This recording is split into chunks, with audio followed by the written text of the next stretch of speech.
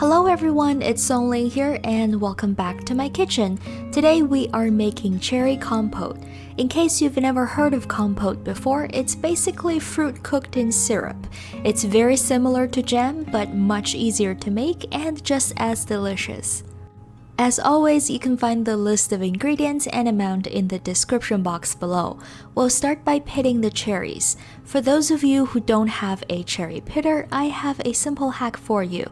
First, remove the stem from the cherry and then use a chopstick to push the pit out like this. Easy, right? Keep in mind though, this chopstick method is not perfect. It might not work very well if your cherries are still very firm. I love having chunks of fruit in my compote, so I'm just gonna tear the cherries into halves, but feel free to cut them into whatever size you like. When all the cherries are pitted and halved, transfer them into a saucepan and mix in the granulated sugar.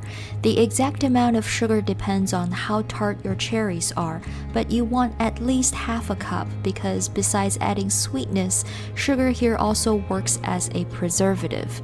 It draws water out of the cherries, making them less hospitable to pathogens that can cause your compote to go bad.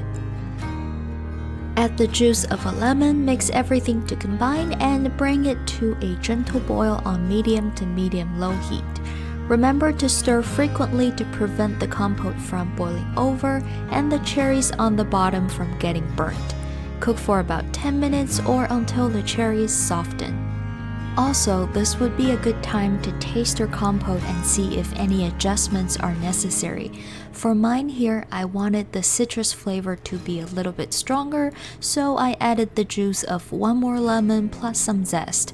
An advice I have for cooking in general is to taste your food whenever possible, because guess what? The best way to know if something tastes right is to taste it. Alright, so the last step is to thicken our cherry compote with cornstarch. I dumped it straight into the saucepan because, well, I wasn't thinking. You should always dissolve cornstarch in a small amount of water first and then add it into whatever you want to thicken. Otherwise, have fun fishing out cornstarch lumps. So please do as I say, not as I do. Continue cooking for another 5 minutes or until the compote reaches your desired consistency. Turn off the heat and let it cool down to room temperature, transfer into a jar, and voila! A simple, delicious cherry compote that goes perfect with toast, pancake, yogurt, you name it. Store any leftover in the fridge and it'll stay good for about 2 weeks. I hope you enjoyed this video. Please hit the like button if you did and comment down below if you have any questions. Also, subscribe so you won't miss any of my future videos. Thank you so much for watching and I will see you next time. Bye!